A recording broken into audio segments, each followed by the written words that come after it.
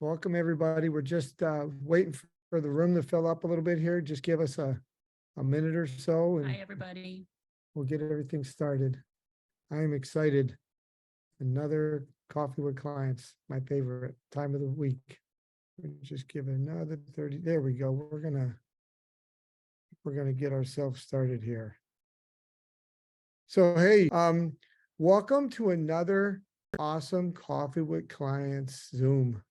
We are so glad you're all here. You know, my name is Fred Andalora. I've been an Optavia independent coach for a little over 4 years. Joining me today are my amazing co-hosts, my wife, Lorraine Andalora, my wife for 38 plus years, and fellow coach and our good friend, Liz Knowles. Okay, so what I'd like to do now is get us started in element 7. So next up is going to be my wife. She's going to kick things off and talk a little bit about how to set up your home. Well, hello, everybody. I'm so glad to see everyone. Let me get my arm out of here. In element 7, Dr. Anderson goes into detail on how to set up your home environment for success. So I love the books. I read them and follow them best I can. So let's get started with the most important room in your home. That's your kitchen. Your kitchen is where you sit down and have family meals. You prepare hopefully healthy meals. You talk about your day and where your food is kept. First, we're going to look at your pantry or cabinet. We call it a pantry. Some people call it a cabinet, but it's where your food is kept, and it's important to clean it out. So first thing we need to do, if you haven't already done this, is remove all highly processed foods that contain refined sugars, flours, and high sodium items. Okay, getting rid of tempting foods that can sabotage your healthy eating choices can be difficult. Items may include something like white rice, white flour, pasta, most breads and crackers, chips. You know, it's those high carb things in your cabinet that can derail you. Also shortenings like Crisco. Again, a product that we thought was healthy years and years ago, we found out it is not. So in addition to those things, sugary cereals and cookies and candies and things like that, unfortunately will not help your health journey. So they have to be tossed. Now, a lot of people do not like to throw food away. Pass it along to someone, call your neighbor, give it away to someone who may not live with you. I know we had to do that. Grandkids? Yeah. But anyway, again, we're focusing on your journey. We realize you may have family members that partake in those kinds of things, but we're talking to you about your journey and how to stay on it. All right, so we've taken bad things out. Now we need to add good things back into your pantry. We don't want to bear, right? So in your pantry, you're going to open the doors there, and what do you see? Your Optavia fuelings. They should be front and center. They should be at eye level. And, right there. So when you're hungry, it's time to eat, you open your cabinet, there you are. That's how we set up our pantry. It's just an easy way to do it. Other things you could add to your pantry that are approved would be sugar-free condiments, approved nuts, low sodium canned vegetables, and of course, olive oil. Amongst other things, your guidebook will help you with what you should be having at this time. All right, so we recommend that you separate your food from your family's food. So that means if you have little kids, their snacks, their treats should be in a separate area. Could be done with baskets, could be done with containers. I'll let you figure that out. But for me, out of sight, out of mind. So this is what you can tell yourself when you're cleaning out your cabinet, when you're tossing stuff, which is hard to do. I admit it. Tell yourself this, and I got this right out of Dr. Anderson's book. I don't eat these foods because I have chosen to create optimal health and well-being in my life. Say that to yourself. You might have to say it a couple times a day, but it's a mantra to keep with you, to use, and it helps you along. So anyways, all right, we've cleaned out your pantry. Now we're going to go to another culprit, which would be the refrigerator. When we started our program, the refrigerator was probably a mess. It had a lot of unhealthy things in there. And 4.5 years ago, we had to do all of this, change it up. So things you might have to remove from your refrigerator would be whole fat dairy products, deli meats that have nitrates and fillers in them, bacon and hot dogs. I could go on all those unhealthy things, but I'm going to add sugar and sugary sodas and juices, and of course, beer and wine. So in addition, let me add peanut butter and jellies. If you're not reading labels, everyone should be reading labels, but peanut butter, jelly, salad dressings have added sugar. They need to be tossed or given away. Like I said, read labels. You can pick a healthier version for your family. And that's what we had to do.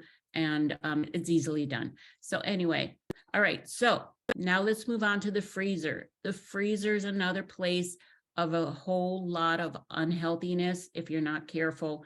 This, again, a lot of convenience food is just simply not healthy. So you may have to get rid of, if you have these in your freezer, frozen pizza, frozen entrees that contain pasta or rice, full fat ice cream and cakes and pies, and fruit that is added, that has added sugar. Oh boy, I can go on and on. How about the vegetables that they put sauce and cheese on? I used to buy those all the time. I'm like, this is easy. I could prepare this, but oh my God, not healthy for you. Not healthy. So anyways, these things have to go. Now we've removed things from your refrigerator, things from your freezer. Now we're going to add healthy things back in. And you might have already done this, but I'm just going to reiterate for new people: lean cuts of chicken, meat, protein, fish, and eggs. In addition to lots of colorful vegetables, of course, low-fat dressings, low-fat cheeses, mustard, pickles, all these things are great for your journey. And don't forget low-fat Greek yogurt. It's a great substitute for sour cream. Unsweetened almond milk, and of course, water. Water's great. So now we go to the freezer. In your freezer, vegetables, unsweetened fruit for your family, frozen seafood without sauces or sugars, lean protein and beef, poultry. I mean, fill your freezer with vegetables and protein, and you'll never be stuck on what to make for dinner, is my thing. So as I wrap up here, I just have a few more little things to add. And one would be, put away that cookie jar or food triggers that sit on your counter that are tempting. Move it, get it off of there. Serve glasses of water with every meal to all your family members. Get them to start drinking water at a young age. It's important. I use sticky notes. My husband thought it's kind of silly, but you know what? They work for me. On the refrigerator, I had a sticky note that says, "You're not hungry, you're thirsty, drink some water." Or you could have something that says, "You can do anything for 30 days. You know who told me that? My coach told me that. You could do anything for 30 days. So now we've transformed our kitchen. I'm going to turn it over to Fred, who's going to give us some more tips in other areas. Thanks. That was great, honey. So, you know, those are some big changes that you're making. And, you know, some of the things that I'm going to talk about a little bit is, you know, continuing to, you know, work on, you know, the time and the place with your food choices to optimize your health. But again, remember what Lorraine said at the beginning, this is not your food anymore. So, you know, you're making some significant changes in your health, and it's going to require you to, you know, change things up a little bit. So let's talk a little bit about how to connect time and place with your food choices to optimize your health. So as Lorraine mentioned earlier, it all starts in the kitchen. I mean, you know, in most houses, the kitchen is like in the middle, right? So, you know, it's hard to walk by this thing. So there's just a lot of attention given to that area because it is one of the biggest parts of your home. So she gave us some great tips on, food placement and everything, but here's a tip that's been a game changer for us, for your main meals. So basically, kind of like your lean greens and things like that, put your serving on your plate and do not bring, extra serving bowls for seconds to the table. I mean, put what your serving size is on your plate. And what we've also done, which is kind of funny at times here, is we have switched from 12-inch plates to 9-inch plates. And another thing that I've done, and my wife always gives me a hard time about it, is I have changed the size of my utensils. Okay. This one's, I use the next size down forks. So basically salad forks, which is usually a smaller size fork. But then what I'll do a lot of times for some of my other meals, like my dessert foods and stuff like that, I'll use actually a baby spoon. I know you're, get a little fat, laugh out of that because it is kind of funny, but it allows me to slow down and eat slower too. So it's been awesome. It's really helped me, and I can't get away from it anymore anyway. So it's kind of funny. But another thing is colored plates. And the reason for that, Dr. Anderson basically says in the book, is that colored plates help to contrast the food that you're eating, so that it actually gives your brain the illusion that you're eating more. I know it sounds a little crazy, but your mind is a powerful thing. If you use plates that are the same color as the food, you don't kind of see it. So, like I said, contrasted colored plates. And, fortunately, we were given a incredibly beautiful set when we got married 100 years ago. And Fiesta ware. And we use that all the time. It's great. So we're going to move out of the kitchen and we're going to move to the next place that's, a pretty big area of Triggers. that. Pretty big trigger. It's your car. When you're in your car on your way to and from work, some big things to avoid: Starbucks and Dunkin' Donuts drive-throughs, or any fast food places, or favorite gas stations that you used to stop for snacks.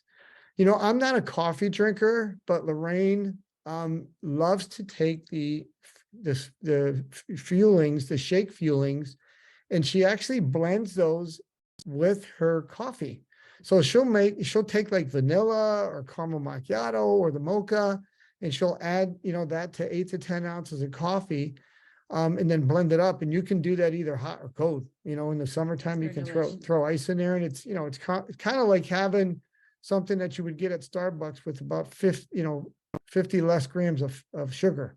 So, and a lot less cheap. a lot, actually a lot cheaper. Yeah, believe it or not. So, remember, I've even had some of my clients actually change the direction that they went to and from work just to avoid some of those triggers. Mhm. So, those are just some great things to do here, because remember, keeping yourself from these temptations will make it easier for you to kind of retrain your brain. Make sure you have extra fueling stashed in your car's console or in the glove box to handle times when you're in your vehicle, during when you're maybe have a time where you're supposed to be having a fueling or something like that, because there's nothing worse than, you don't want to miss a fueling time. And, you don't want to have to, do something that you're going to regret later on. So, I have enough fueling stashed in my car, my backpack, and my jacket to probably last me a week, so, I was a Boy Scout, so it's just kind of what I do. Finally, let me spend a minute or so on restaurants. Again, another big one that really doesn't have to be, but let's face it, restaurants, they're out of control. One of the biggest reasons for my weight issues was all you can eat buffets. Okay. I'm from, a couple of my buddies that did the program together, we were all hunting buddies. And one of the big things for us is, we would roll into a Golden Corral, and trust me, they lost money when we were there. Okay. We filled up the plate multiple times. So, that's a restaurant that I would avoid at all costs. You know, there are things that you can do if you're in those restaurants, but man, it just, why not just avoid that temptation? So what we did is if you go out often, come up with a strategy for portion control and healthy choices. So what Lorraine and I do, we travel quite a bit. We've been blessed to be able to do that. But what we do is, excuse me, we research the restaurants in the area and find ones with healthy choices. So before we even get into the state, we kind of already know where we're going to go.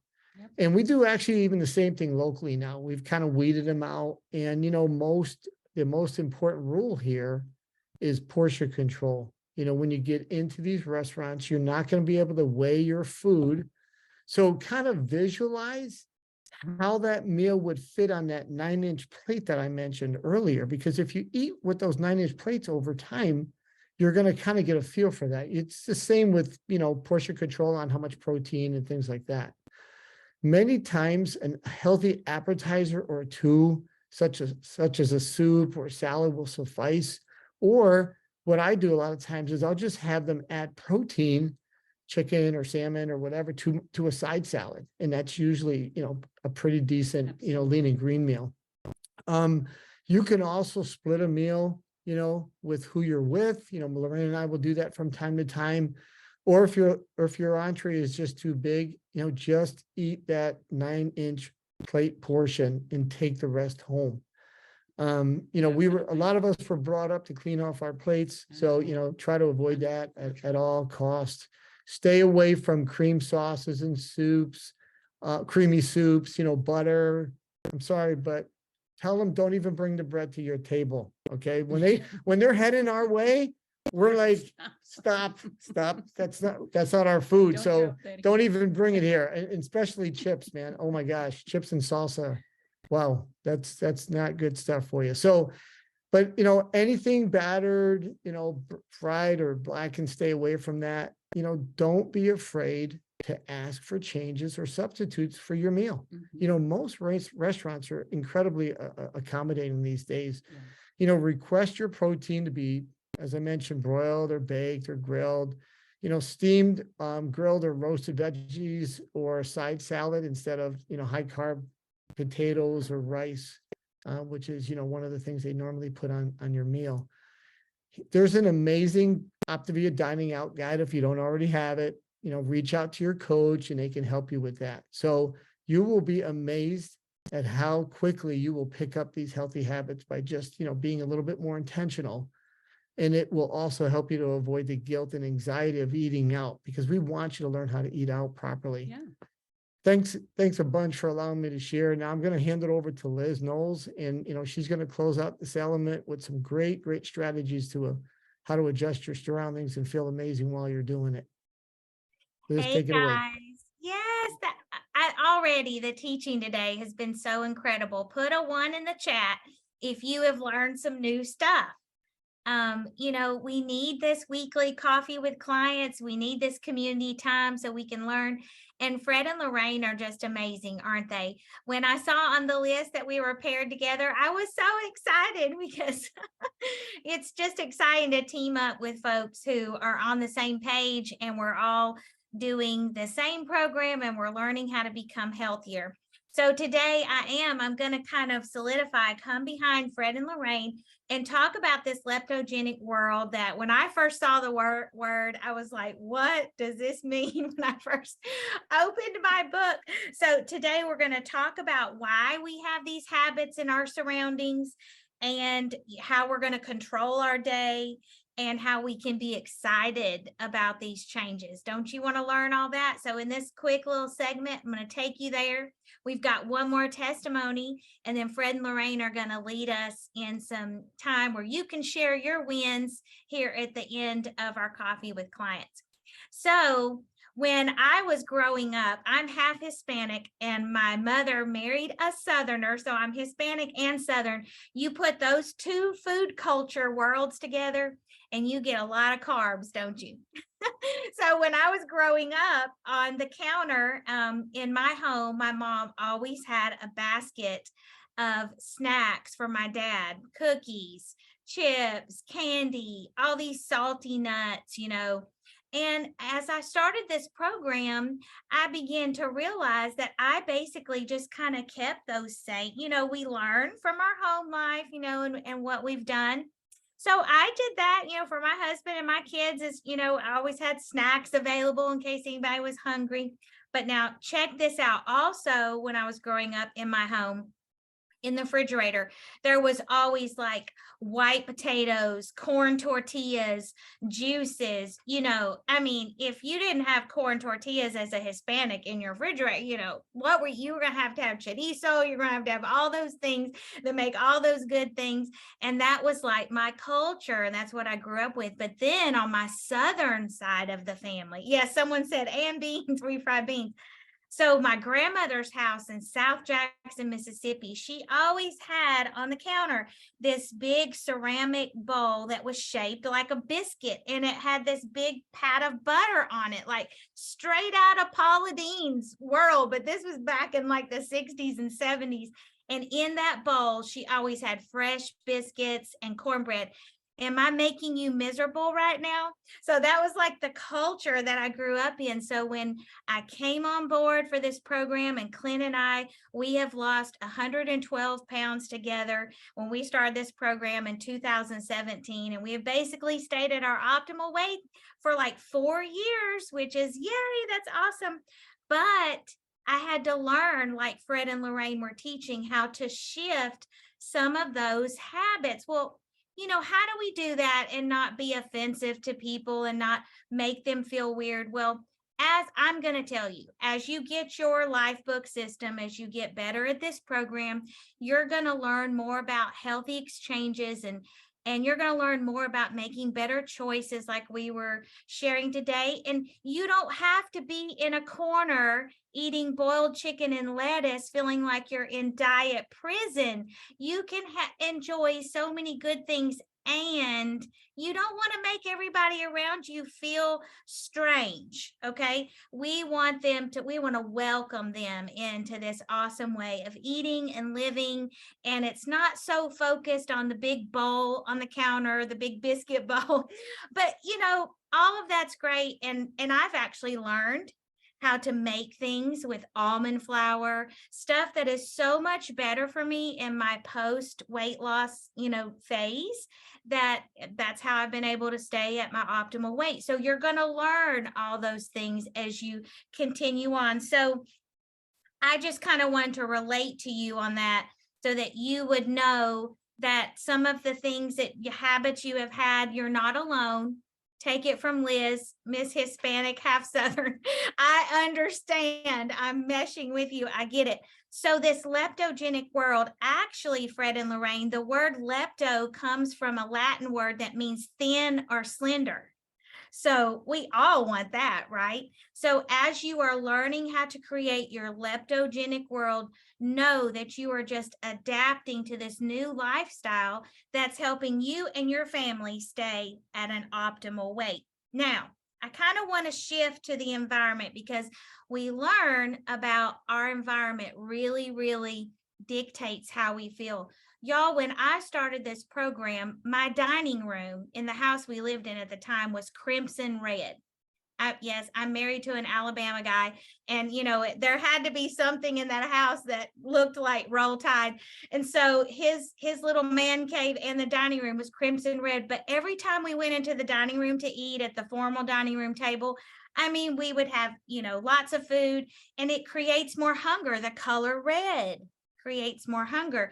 And our kitchen, I had painted it yellow, and those colors, you think about the popular signs, the popular restaurants, the colors are red, yellow, orange. So in our habits of health system, we learn how to trade. Now, don't listen, ladies. I know you're going to tell your husband today on Coffee with Clients, you got permission to remodel your house. No, that's not what I'm saying. But you do want to kind of transition your world around you to cooler colors, more muted, more, blues, cool grays, more things that are more muted and not so attention getting, so that you can create more of that thin world where you're not so stimulated, like Dr. Anderson says, and always thinking about food. Actually, when we built the house that we live in now, I went with muted gray cabinets. I'm like, I'm doing this leptogenic world correctly from the beginning. So, and also, like Fred and Lorraine said, focus on those places where you put storage. We tell all of our clients, if you don't have a way to store your fuelings properly, like your perfectionism wants to stack them in the pantry or whatever, get one of those over the door shoe holders from Amazon, super cheap, less than $20. All your little fuelings fit in them, and they're right there when you open the pantry door. They're right there when you see them. Change your environment. If you can't change the color, change the, physically change the color around you in your kitchen, but also your bedroom too. I wanted to spend a little time talking about the bedroom, because when we sleep, we actually lose weight. We actually burn fat cells. Our metabolism is rebooting and refreshing for the next day. So think about, digging in your life book, looking at those nighttime routines before you go to bed. Stay away from the things that stimulate you and make you hungry. Use those cool colors. Make sure your bedroom is ready for you to have a good night's rest. Those are all helpful tips that are in that Dr. Anderson just spells out for us in our life book. Now, listen, I want to kind of stretch us a little farther before we go to our testimony that you're going to absolutely love. It's amazing. Emily, will you show that image that we have for today? And I want to talk to you about controlling your day in your leptogenic world. So your leptogenic world is not just about what's on the counter, what's in the pantry, but it's also, like Fred was saying, getting in your car, that world too. But it's your leptogenic world also refers to all of your triggers throughout the day. And so, the cute little logo that is on all of our Optavia fuelings, that little dial. Well, all through the Lifebook system, Dr. Anderson uses that little dial to teach us. And there's 24 of those little tongs, and each one of those tongs represent 1 hour in the day. And I want to tell you, you have control of your day. I'm so proud of you for being on this Zoom today. This is 1 hour of your day that you controlled to learn better, to learn more about your health, no matter where you are on your journey. If you just started last week, or maybe you're new on here and you haven't started yet, you're about to start, or maybe you've been going 2 or 3 years, you can get better at controlling your day and all of the triggers. Look at this little dial. So we're thinking about our leptogenic world from the moment we wake up till the time we go to bed. We have control about what we are doing, what goes in our mouth, and how we respond to the day. And when you look at your day like this, then every morning when you wake up and your coach is like, 5 fuelings, 1 lean and green meal, you don't feel so freaked out, because you know that between now and bedtime, you have control of it. You're going to realign your triggers. You're not going to necessarily go through all of those drive-throughs anymore. You're not going to reach for the snacks in your office drawer that you used to reach for, but you're going to be surrounded by those things that are healthier for you.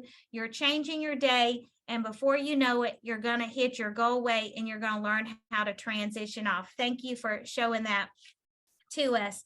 Now, the last bit of tips that I want to give to you is something that I learned after my husband and I had hit our goal weight, and we were transitioning and really trying to make these lifelong changes. I did start interchanging some of those tried and true recipes that, my family had passed down. I changed the sugar to stevia. I changed, from regular flour to almond flour. But I wanted to give you just a quick little cute story about my grandson, who is perfect, Put a 1 in the chat if your grandchild is perfect. I know I'm going to see a bunch of them. Ours is AJ. He lives in Hoover, Alabama, and he is the precious little thing, and he loves gummy worms. And so when he was at my house visiting recently, I knew he loved gummy worms, and I found for him vegetable-based gummy worms, and they came in little packages, and I gave them to him every day, and he loved them. And he told me, he said, Lilo, these are the best gummy worms, as he's, cramming his little face with them. You see, you don't have to feel like you're doing this all by yourself. Make little changes. Be excited about these changes. It will be contagious to everybody around you. You will feel better. Your family will feel better. And who knows, you could probably help a whole lot of people lose weight as well. And I want to thank Liz and my wife for joining me today as co-hosts. We just love hearing from everybody, and we love seeing everybody moving along to the next phase of their journey. So please keep it up. Go back, reach out to your coaches. That is always going to be your number one place where you're going to want to be on your journey. These are just to help you with the habits of health, but your coach is your main contact on these things. So thank you again for joining and everything. Have a great weekend. And we hope to see you again next week, next Friday. So take care, everybody.